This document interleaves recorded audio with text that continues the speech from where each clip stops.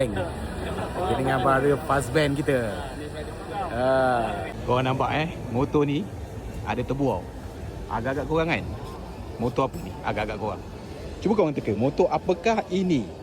Ada tebu Dia punya keyword dia ada tebu. Tapi motor apakah ini? Tu. Benda Chinchilla cuy. Benda Chinchilla cuy. Motor China cuy.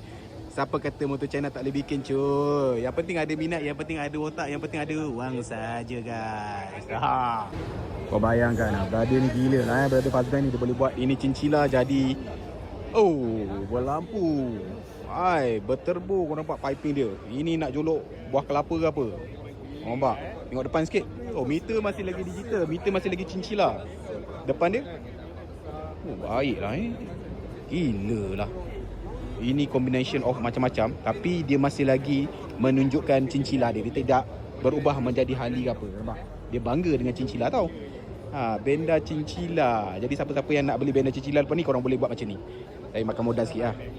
Dengan rim dia, dengan all the finishing, floorboard dia, tebu yang tak tahan ni. Gila lah. Ini belah kanan tau. Ini belah kiri. Kiri kanan. Alright. Start up.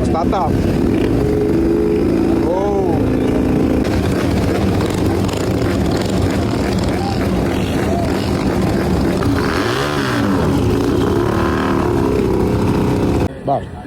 Tapi awak steady bang. Salam sekali Steady Gila Gila. Jadi fast band